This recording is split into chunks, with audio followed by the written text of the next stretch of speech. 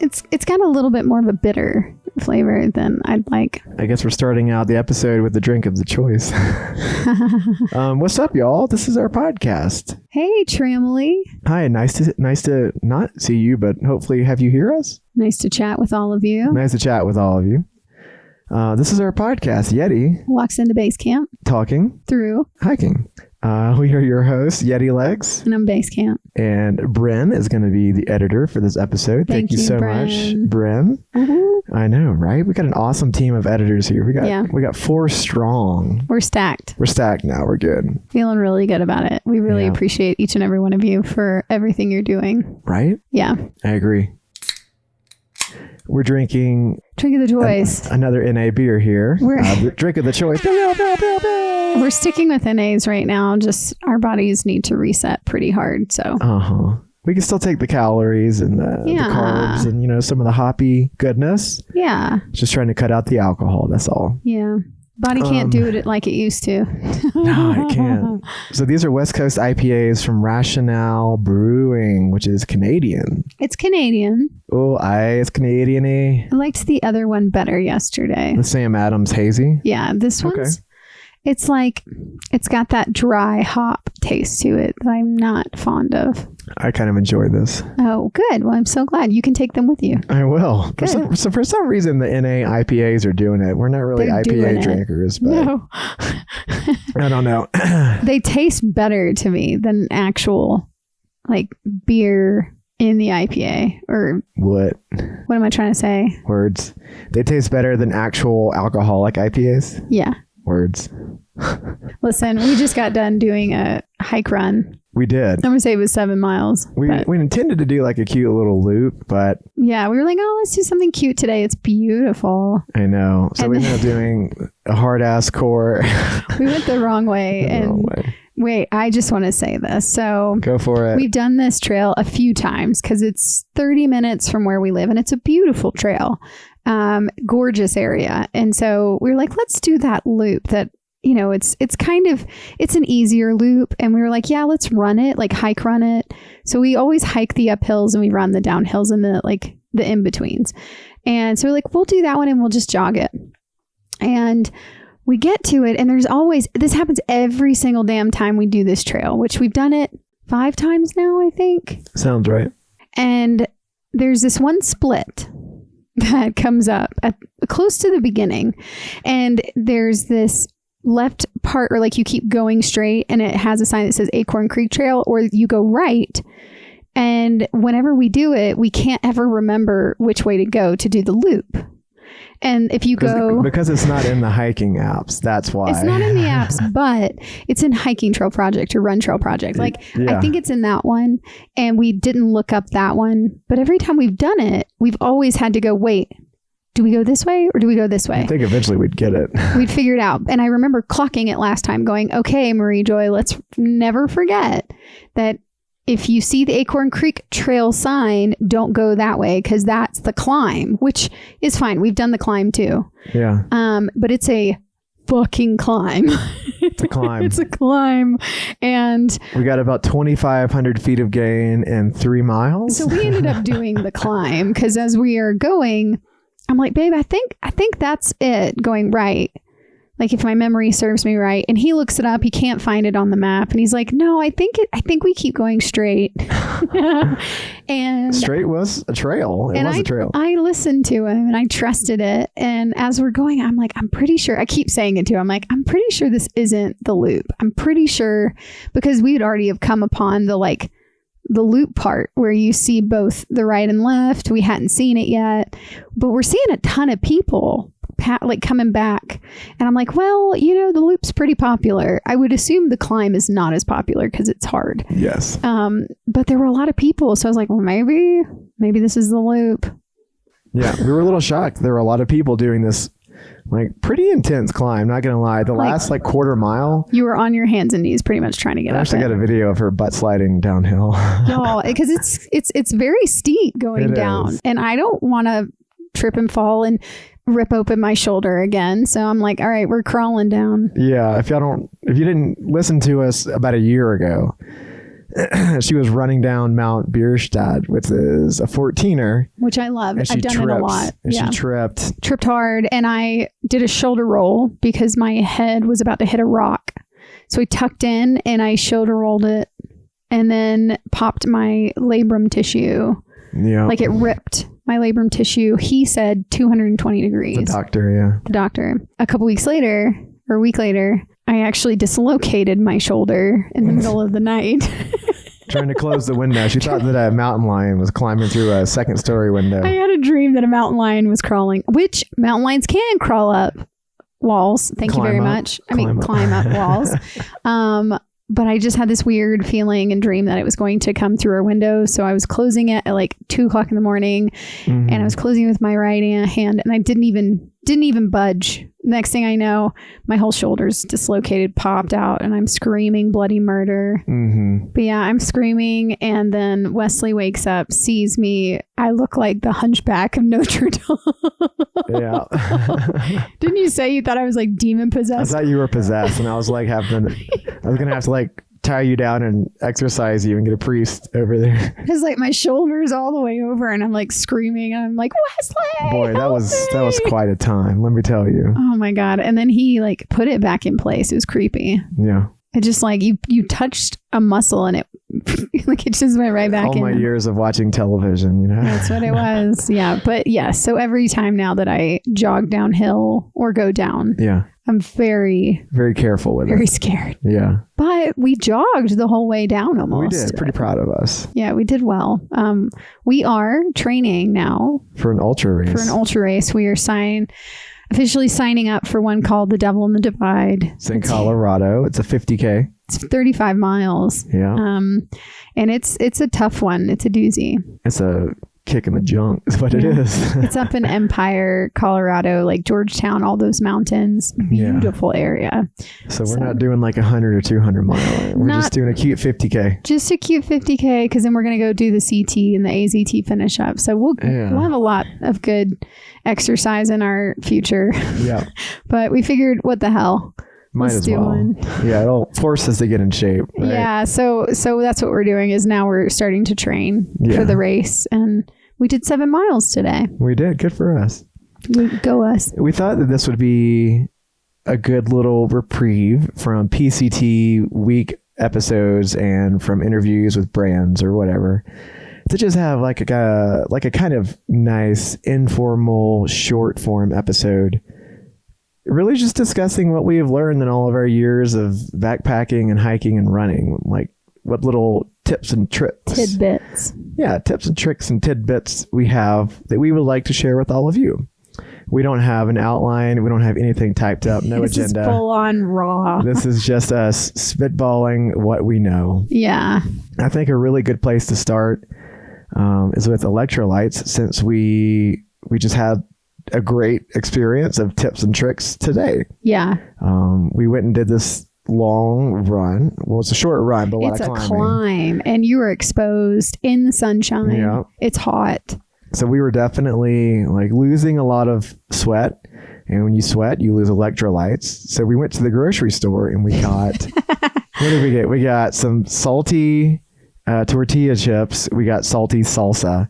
But the most important thing is pickle juice, baby. That is my winter chicken dinner. And I chugged the juice. Yeah, as you always do. I do. And you'll if you're an ultra runner, or if you're getting an ultra running, you'll notice that the aid stations, whenever you do these long races, will have pickle juice sometimes. Yeah. And that's because there's a lot of high electrolyte content in this juice. So much salt. Is there turmeric in pickle juice? Some of them, not all Maybe of them. That's why I'll do mustard whenever I need shots of something salty, but mustard also has turmeric, which is anti-inflammatory, and it has magnesium. Yeah, which you need both of those especially when you're ultra running. Like I think I started to dial this in as I started doing ultra running. So I got into ultra running back in 2017, 18. And started going out there and learning and dialing in what you need. Because you start to realize as you're out there that you don't have to bonk. Like a lot of people talk about bonking when they're out there. Yeah. And I think that if you keep your nutrition dialed in the whole time, like it's very easy to forget to take in a goo and when I say goo, for those of you who don't know, they're like in the running community, there's all these different types of packets where they pack it full of like sodium, sugar, just all these different nutrients that you need to keep going. And there's all these different types. And so typically if I'm going to go out for a 25-mile run in one day, I'm going to buy about 10 to 12 packets, like goo packets, and take those out there. And I'm also going to take like a probably more substantial snack as well, to continue to eat, and then water, and then a water filter. Yeah. If you want to know what food I take out there, I take a bottle of yellow mustard and I eat more food whenever I run because I'm just lucky and my stomach can tolerate it. Mine cannot. So if you can do the whole foods, I would definitely say go with that, but also keep some like quick energy stuff like the goos like nuts. With you. Yeah, the goos for sure, because I think you bonk out so fast when you're running because you're just using so much energy. And if you want to keep going and keep running and keep climbing, when you've been out there for 15 hours, you have to keep that sustainability in your body.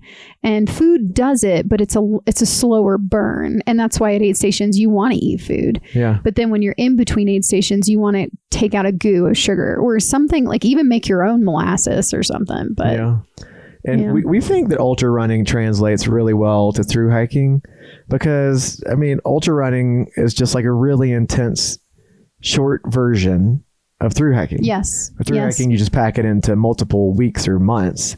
In ultra race, you're packing it to a few days. Yeah. Yeah. And I think what do you think? Do you think that ultra running or thru hiking is more mentally difficult? Mentally? I would probably have to say ultra running, to be honest with you. Really? Yeah, because it's so easy just to pull the plug and be done with the race. And you could do the same for an ultra or for a thru hike. But for an ultra race, like you have your little aid stations, and depending on how far of a race you've chosen to run, I mean, you're out there for days, a day, however long. But I feel like whenever you're thru hiking, there are mental hurdles that you have to overcome. But you also have town days, and you could take zeros. And there's no cutoff time. So I think that the fact that an ultra race has cutoff times like to reach aid stations adds like another level of pressure. Whereas if you were just given like an amount of time that you had to make it to the finish line and no cutoffs at the aid stations, I think it would be a lot different. Do you think that ultra running helped prepare for thru hiking? Oh, definitely. Can you say more? Yeah, because thru hiking, you can gotta go a little bit more at your own pace, your own leisure. Except for, I mean, you have to worry about the seasons and the elements. Those are really your only time constraints. And if you have money constraints as well. But yeah, I think thru hiking, you're out there longer for sure, but it's more chill, you know? Whereas whenever you're doing these races, again, you have those cutoffs and you have all these other people and they're competing with you and they're passing you. And that's definitely something to struggle with. Whereas if you get passed on a thru hike, I mean, unless you're dealing with like an ultra thru hiker, odds are you're going to pass them later. You're going to see them again. Yeah, that's so true. Yeah, so it's a little bit more chill. It's funny that now it's becoming, I feel like, an ultra race or thru hike like idea, but I do think that these are really good parallels for each other because I do think that ultra running and ultra racing prepared me for thru hiking because definitely. Just the mental bender you go through in ultra running is so, like, it feels like you're experiencing thru hiking on a scale that's like sped up. Yeah. And so I think then when we thru hiked, it was like, okay, I know how to dial in my nutrition. I know how to dial in my water, like hydration, you know, because I think you forget when you're out there thru hiking, sometimes you forget to eat, you forget to hydrate. But when you're ultra running, you cannot forget that. Like, you're fucked if you forget that. I'll be honest, I don't have anything dialed in. I just eat and drink regularly on both through hiking and running, and I just seem to be okay. But you just do it a lot. Like, you know when to do. Well, I take that back, actually. When we're through hiking, you'll be like, wow, I feel so shitty. And I'm like, have you eaten anything? And this is true. You're like, oh, wait, no, I haven't eaten anything. It's amazing. I actually finished my ultra races because you're not doing it with me. I know. Well, I've only done, I guess technically the Devil on the Divide I didn't finish because of COVID. And then you finished that one without me. Yeah. And then the 50, that's the only one we've done separately. Yeah, Crested Butte, Devil on the Divide, and H9 were the ones that we've done together. Yeah. But Crested Butte, I did the 35 because I was coming off of COVID. And I did the 50. And you did the 50. 50 miler. Yeah. Just wanted to specify. You got... a beer mustache? Yeah, you got a beer mustache. Oh, I'm keeping it. It adds to the character, yeah. Okay. So the reason we're talking about this is because I've realized that I enjoy taking condiments with me whenever I'm through hiking. The only thing that I haven't packed out with me is pickle juice, which maybe I should look at that in the future. Ooh. That would be clutch. Do you feel like it's too much liquid though for the like? You don't get a lot of calories with it, but you get a lot of electrolytes. Do you think that it's better? I wonder though if the weight is worth it versus just having packets of electrolytes. I mean, you mean like salt tabs or something? I mean, that's probably a lot lighter. Yeah. Like in hiking, I feel like I wouldn't want to carry a thing of pickle juice. I mean, you never know what you're craving out there. You're right. We carry 6 packs of beer, so why not? But yeah, I feel like the condiments really hit right. Not only does it satisfy like kind of an in-town food feel, but you get a lot of electrolytes, a lot of sugar, depending on the sauces that you get. And it's a nice change of pace for really what you're typically eating.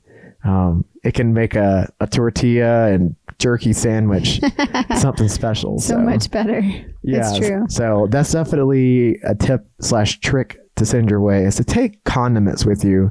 Even if you're not doing like big bottles, take some little packets. Yes. Because those are clutch. Dude, I start stealing all the packets I can at gas stations, especially if they have Cholula sauce. I don't know what it is about Cholula sauce or the Pico de Gallo sauce that you can find in the packets. The Pico de Gallo.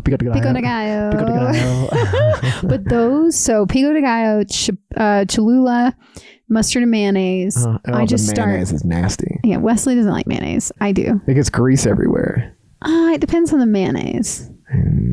But I love it for lunch. I typically would do like a tortilla with beef jerky and cheese sticks, and I'll just like slam mustard and mayonnaise on it, and it's so good. It makes me want to vomit when I look at this creation. It's so delicious. But she also doesn't like it whenever I take cans of Spam out there with me. Or chili. Or the canned chili. Yeah, I'll do that sometimes. Yeah. But yeah. What was I saying with that? I'll just steal them all from the gas stations. I'll throw them in pockets. It's pretty funny that you do that. You become a little like condiment klepto. I really do. And I do it even now when we're not hiking. I'll just start taking them because I'm like, well, we're going to hike eventually. So I'll just start accumulating all these little packets. That's funny. Mm-hmm. And whenever we take some of these condiments out there with us, I do want you to know that we typically repurpose the packaging. So we'll recycle the plastic that these things come in, or the glass that these things come in, and put them in something, I guess, more hiker friendly. So depending on what the containers are, we'll typically put these sauces in like little water bottles. Or things like that. Yeah. Whenever I take teriyaki or soy sauce with me. When you do big bottles. Yes. I love to take teriyaki and soy sauce out there. And I don't even care how much it weighs. Yeah. I just take it with me. He took on the AZT, he took this massive Costco bottle of, what was it? Bachan? Bachan's Japanese barbecue sauce. It was huge. I just take shots of it, y'all, because it's full of sodium and sugar, and it just really like sets off every meal too. Was it like 2 pounds? Yeah, it was a 2-pound bottle of it. No regrets. You did finally give up on it though when it was like over halfway done. You were like, I think I'm done. Look, I took it through the Grand Junction with me. Grand Canyon? Wow, the Grand Junction. I work in Grand Junction. I took it through the Grand Canyon with me. And if I had died, I would have died happy with my bachans. I know you would have. I would have. Well, Wesley did almost die in the Grand Canyon. We'll save that for the AZT episode, though. Yeah, but I did almost die. That sucked. I was so mad at him.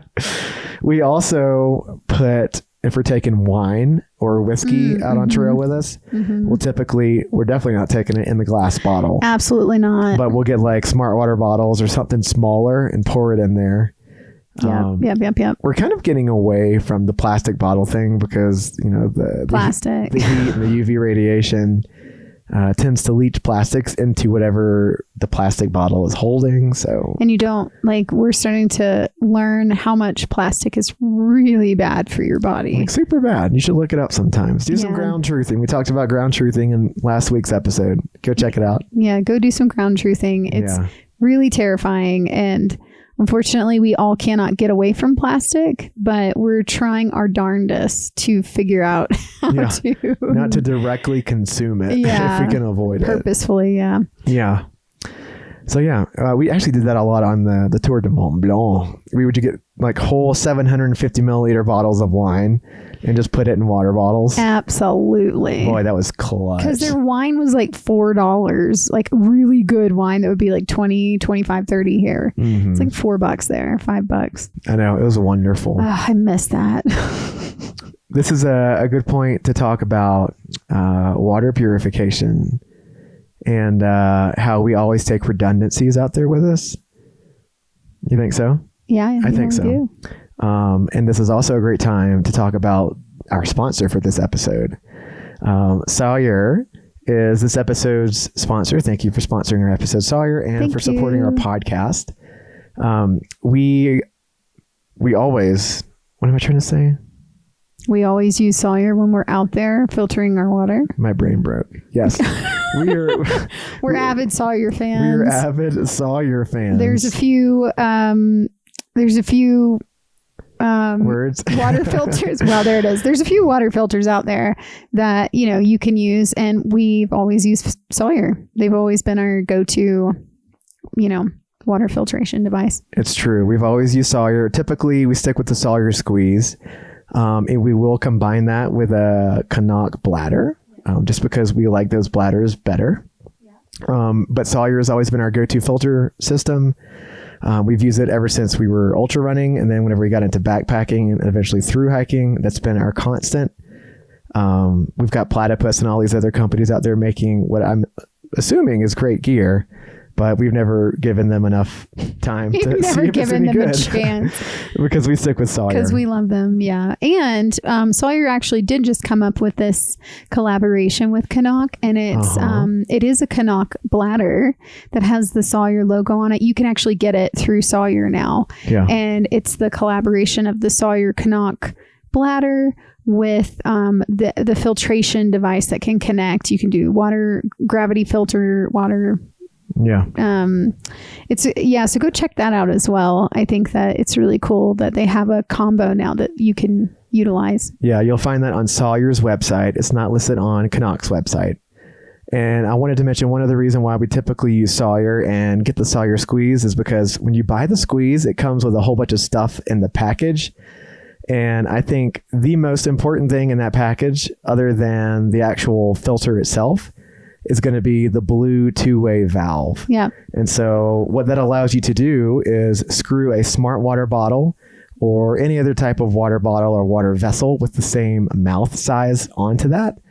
And if you've got your dirty water, just screw it on to the bad end of the filter, put the clean water bottle on the good end, and you can hang it in a tree and let it filter itself. That's the best thing about it. Yes, it's the gravity filtration setup. We love that. Especially when you're done for the day. And I think my favorite parts of camping when you're doing a through hike is when you get to camp by water and it's been a long day and you're tired and you can just fill that bladder up and hang it on a tree. Yep. And just let it go, baby. It's pretty amazing. Or like whenever you get that brand new Sawyer filter and it just flows at like a liter in 30 seconds. Yes. That's a great feeling. It's such a good feeling. And the longer you backpack, it gets built up in there, and then it might become a 30-minute process. So you got to backwash your filter on occasion. Yes. And you also get a little syringe in the package that allows you to easily back flush your Sawyer filter. So if you're listening to this, shoot us an email. The first person to shoot us an email with what they're looking to do this summer and what their biggest water scare has been whenever they're out in the backcountry. First person to send us that information is going to be the winner of a Sawyer care package. The last winner of our care package was Caitlin Shirts, dog walker girl. And whenever she sent a video our way of the stuff that she got in the package, it was pretty impressive. You guys, it was packed with stuff. It was packed with goodies. You really should email us. I would do it if I didn't, if I didn't do the podcast. I'd be like, yes, please. Yes. But honestly, if you think you're hearing this and someone's already gotten it before you, shoot us an email because odds are they haven't. You don't know. I know. We've been getting plenty of listens, but not a whole lot of responses for these giveaways. So it's definitely worth your time to spend 45 seconds shooting us an email. Yeti walks into basecamp at gmail.com. Do it and win yourself a Sawyer care package. Cool. Back to our little tricks of the trade. Back to our tricks of the trade. To the topic of water filtration and water treatment. We also always take a redundancy for water treatment out there with us. Aqua tabs. Oh, I really like on the AZT, which we will get into this when we talk about this trail. But if we hadn't had a second alternative, like a chlorine little, thing, we would have gotten sick on that trail because unfortunately our filtration device it froze. It was a whole thing because we were out there in really cold weather every day. And unfortunately, a water filtration device is going to freeze. This is just what happens. And we only had access to really nasty, mucky cow pond water. And so we tried the best we could to filter in the sun whenever it was a hotter part of the day, and it still froze. It was just so cold out there. So the fact that we had a second option to chlorinate the water was a really big deal, I think. Yeah. So we would always recommend having your favorite water filtration device out there with you, whatever it is. Of course, we're going to support the use of Sawyer. But as for a backup or a redundancy, we take Aqua tabs because they come in lightweight paper/foil packaging, which is super nice. And one tablet or a half tablet, depending on which ones you get, treat a good 1 liter of water in 30 minutes. It's so easy. So even if it's nasty looking water, it'll be safe to drink, even if it's nasty. You're just not going to get the gunk out with this. But we just take, anywhere from 20 to 50 of those with us at a time, keep them in a zippy in our hip belt pocket, and they're right there if we need them. They're easily packable. Yeah. And I mean, you guys, I don't think from this point forward, any trail we do, I am absolutely taking them with us, and I will chlorinate everything. Definitely. Because of what happened on the AZT. Yeah. And there are other chemical treatments for your water out there. You've got like the 2-step system or the iodine tablets. The iodine tablets are not meant to be used in water treatment and consumed frequently. So stick to the chlorine stuff. Cool. So that covers all of our beverages and sauces and water. One thing we forgot to mention is the Mios that we left. For electrolytes? Yes. Yeah. Now, they have sucralose in them, you guys. I would never recommend Mio for just your day-to-day because it's not good for you. But when you're through hiking, everything burns out of you. Like you're detoxing like a goddess. Like a goddess. And so we would do Mio out there. And man, oh man, it was like a treat at night. We would just put like Arctic berry or something. And it was so freaking good. Yeah. Oh, I loved it. You do love your Mio. I do. I miss it. I love that for you. You love the Mio too. Whatever you're saying, you make it sound like you didn't like it. I remember you enjoying it too. I do actually enjoy it. Yeah. Shh, don't judge me. Don't judge me. I'm calling a spade a spade. Whatever. We have the luxury of hiking as a couple, so typically whenever we get to camp, we'll set up the main body for the tent, and she'll get inside the tent and start setting up our mats and everything. And then I'll set up the fly while she's doing that. So if you ever have the opportunity to hike with a partner, we definitely recommend double teaming. Yeah. Double team while you're, give each other different chores. And we've figured out the best for us is I like setting up the inside and he sets up the outside. Yeah. And then typically he gets the water. Yeah. I do gravity filter, but when it gets really cold out, unfortunately my hands get really numb from the cold, and touching cold water is not good. Yeah. But we'll see how that goes when I hike by myself. We'll see how that goes. Yeah. She's thinking of hiking the Collegiate Loop this summer. Yes, which is about 105, 110 miles. Something like that. Yeah. Yeah, I'm going to try to do it with Loba. Yeah. Sweet girls. I know. Yeah. And yeah, but with you'll typically get the water, we'll start filtering, and then you typically cook our dinner. I do. I can do it, but you're like, no, I want to do it. I got it. But I think it's because he's scared I'm going to burn up the tent. Burn the tent or drop seasoning or something inside the tent. We admittedly often cook in the tent, but if we're in like a really... if it's a warm day and it's beautiful outside, then we'll sit outside. We'll sit outside. But also if we're in an area where it's high bear activity, we'll eat outside. And we'll eat away from our tent and do all that jazz. But when you live in a very cold climate like we do, I'm not going to lie. I'm not concerned about eating in my tent above alpine. No, because bears don't go above alpine. Alpine. It's shocking if they do. Yeah, they must be desperate then. Yeah. So we don't feel as concerned around here. Yeah. And though even when we did the PCT, I know it's so taboo. I know we're not supposed to do it. But if I was hiking the Appalachian Trail, I would do it. Really? Because there's so many bears? Oh my God, yeah. But did you know there's more bears in California than there are on the AT?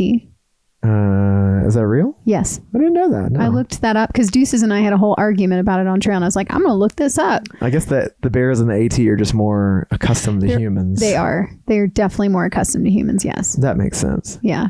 But also the AT, I feel like you can eat outside your tent well. Like there's shelters and there's like areas that they kind of cater to you. Yeah. Eating outside. Okay. I don't know. That's my thought. Because you can eat in the shelter too. Like, do the bears typically... You can eat in the shelters for sure. Yeah. Yeah. People do it. Yeah. Well, we're on the topic of tents. A few other things that we would recommend you get or use for your tent. Instead of getting those heavy ground cloths or the footprints that come with your tents that you have to buy additionally, but they're like custom fitted to your tent, get some Tyvek. Tyvek, you guys. Tyvek. And the way you get it... find a construction site and ask them. We actually have some. If anyone is interested, we're happy to give it to you or sell it. Yeah, it's like I don't know how much we have, but we have enough to fit a 2 to 3 person tent. Oh, easily. Yeah. That's a long story that we will tell you on the AZT journey. But we have some leftover Tyvek. Definitely. I would say 2 other quick things that are shelter related. Get yourself a little light that you can just leave in the tent, like super lightweight, 1 to 2 ounces, maybe even uses like a watch size battery. You won't regret it. No. And it'll save your headlamp a lot of extra juice. Yeah. And the other thing is a little piece of paracord to hang up in your tent if you have like a double walled tent. We like to use that and hang dry some of our stuff like our socks or our undies or your bra or whatever. Yeah. Yeah, that's true. Yeah. Anything else you can think of? I think for those who don't know, headlamps with red light is really valuable when you're on a trail hiking. Just it's respecting other people because then your light's not like gleaming out of your tent and waking up someone else that may be asleep. So I think getting a red light with your headlamp is a really big yes. And Black Diamond sells some really great ones. I have the Spot and it's a really good headlamp. It's just like, it's kind of lightweight, but it's got a good headlamp light for when you're hiking. And then it has a good red light as well. And you can interchange either their own battery or you can get like AAA batteries. And so it's a good alternative for that, I think. I use a night core and I love it. Yeah, you do love it. I don't think I would because it doesn't give as much light as I like. you need to illuminate the world. I do. I want to see if there's an animal lurking in the forest. That's pretty funny. Yeah. Oh my God. Yeah. I'm trying to think. I think that's, are you still on the tent topic? Yeah, I'm thinking tent. Okay. When we were on trail, I get weird about this. I don't like being super dirty, which is so strange, but two things. We would take wet wipes out there, and that is an extra luxury. That is an extra weight, but we do take wet wipes, and we wet wipe ourselves every single night down, because you get so dirty and stinky out there. Yeah. And we found that if we tend to not clean our bits and our posterior, we're a lot more prone to getting chafe down there. Yeah. And then I'd clean my feet. Like, I really think cleaning the feet, it helped from not getting as many blisters. Yeah. That's my theory. Well, you're wiping off all the salt and the other excretions that have come out in your sweat and basically deposited there. Yeah. So I do think taking wet wipes out there is really helpful. And then taking an extra Ziploc to put in the dirty wet wipes. Yeah. And then I typically would take a trash bag out there if we were in a really dirty area, like whether it was ash out there or like a muddy clay, and it's really hard to get. Because I put all of my stuff outside pretty much. In the vestibule, yeah. And so I like to keep things as clean as possible, as strange as that sounds. But I do. I like to keep things lined up, and I like to keep things organized, and I like to know where everything is. And so sometimes I took a trash bag out there for a while on the PCT. I remember, and you just lay it out there in your vestibule. Yeah, it's pretty great. It was great. Yeah. Crap, I was going to say something. I just thought about something else tent related. Did it have anything to do with wet wipes or trash bag or clean, organized, or something I said that triggered it? Crap, I think I lost my train of thought. Oh, that's sad. Oh, I would definitely cut half of your toothbrush handle off once you have a little short toothbrush already. Definitely. Crap. Dang, that's bugging me now. Uh-oh. Oh, well. I think we could also talk really quick about poop related stuff in which you do as a female. And I would say always take a really lightweight trowel with you to dig your cat holes, and just know that the height of the trowel is the depth at which you should dig your cat holes typically. So they're going to be about 6 to 8 inches long. And it's hard sometimes, y'all. And I feel you if you can't get it all the way. I get it. What do you do for whenever you're having your period on trail? I use pads, which is not normal for most females. Most females use a K-cup or tampons, but I typically will have a Ziploc that's, its own separate for my period Ziplocs, a Ziploc bag, and it's typically a bigger one. And I'll have a Ziploc for all my clean pads. Yeah. And so when I go and do my business, I'll take a wet wipe out there. I just think of what Nina said, using the woods. Yeah, when I go use the woods, I take a wet wipe and I take my what's my cloth? My pea cloth. Your Kula cloth. My Kula cloth. I was like, what am I trying to say? Your K-cup.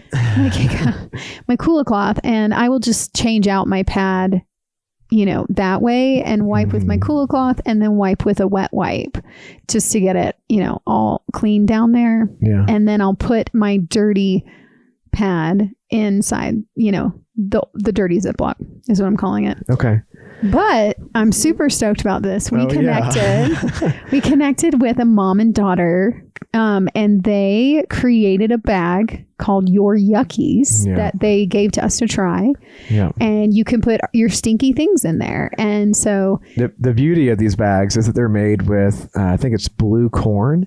So the bags are opaque. You can't see the nasty, bloody, or smell it either, wipes or your poopy wipes or stuff like that. Yeah, and I know it's all biodegradable. Like, they did everything above board with recycling. Like, it's pretty cool. So I'm excited to try this. Yeah, we haven't tried them yet. We just got them in the mail yesterday, actually. Yeah, and then I also put my poop wipes. I put them in with my period bag too. All the yummies. I just put all the smells in there. Yeah. I usually combine my food trash with those. It's kind of nasty. No. I know it's bad. I can't even think that way. Oh, I thought of the other tip and trick. What was it? For the tent.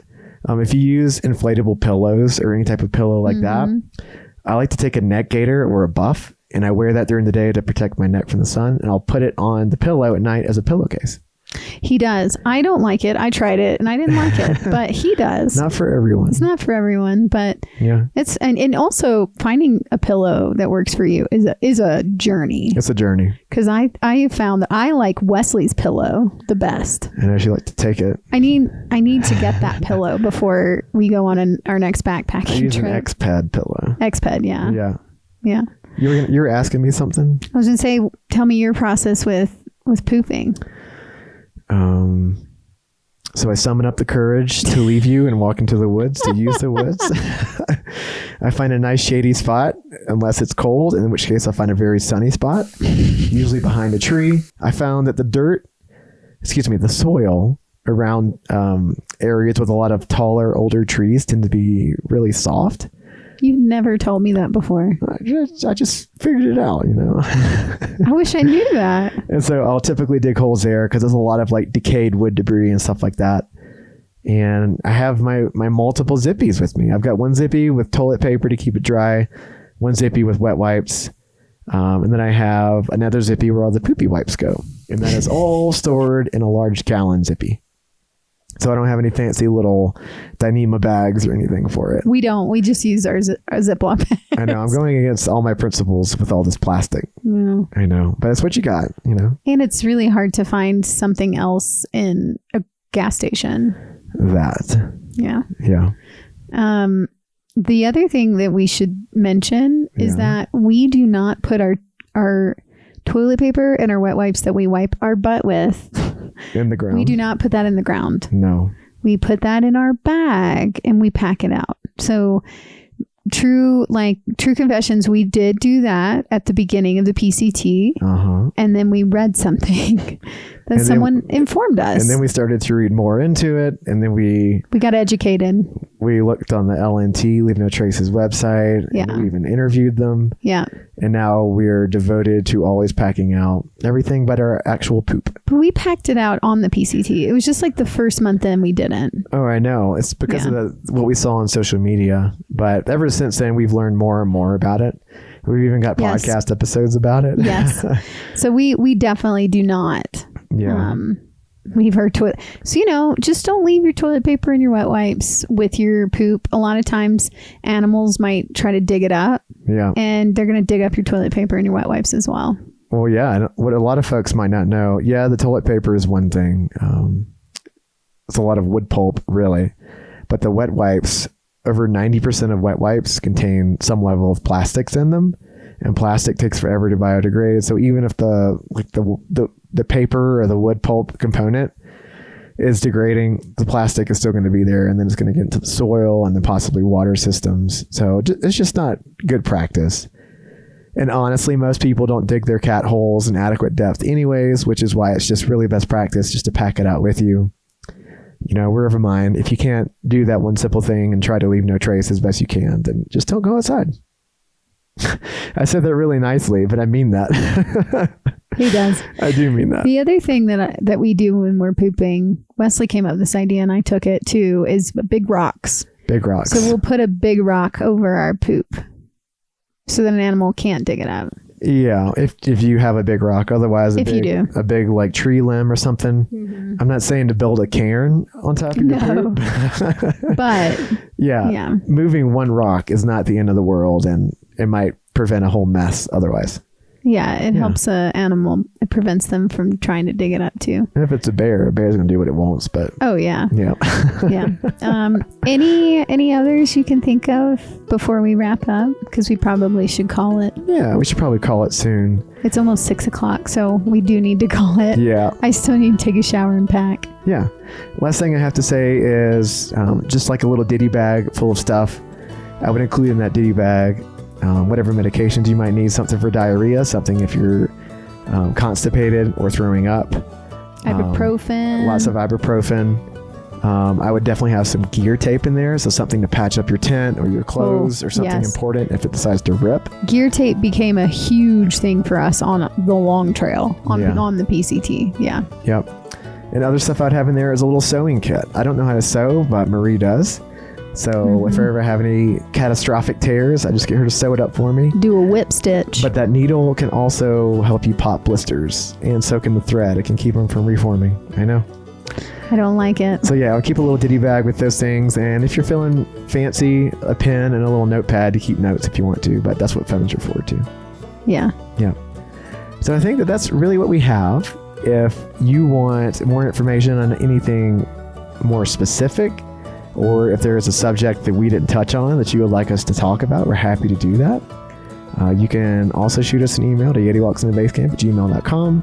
And while you're doing that, let us know what your most catastrophic, scary water event has been in the backcountry, and we'll send you a Sawyer package if you're the first one to email us. Yes, or also you can like our Instagram page, Yeti Walks into Basecamp, and also like and subscribe to the podcast. And we also have a Patreon. You can join for free. You can subscribe to that as well. Yeah, if you want to support our podcast, just be a Patreon subscriber. That's really the only way you can donate to us right now. Yeah. So if you like what you're hearing, please feed into the Yeti. feed the Yeti. The links to all of our stuff that we just talked about, you can find in the show notes. They're all hyperlinked in there for you, so it should be pretty easy. Yeah, and thank you so much to Brynn, our editor, for this episode, and The Fire Once Lost for our intro and outro. It's called The Appalachian Trail. Thank you so much. And I'll let you do this one. And as we were hiking the trail today, and we were seeing so many people. You're really struggling right now. I can't think of anything. I can do this. Okay. We'll see if you tee it up well. You want me to tee it up well? Go for it. Whenever you were up there hiking Mount Bierstadt and you were running back down, I'm sure every single person that you ran past whenever you were running downhill, you kind of cocked your head, turned it a little bit, made eye contact with them, and you said, Happy trails. That was a good one. Thank you. You're welcome.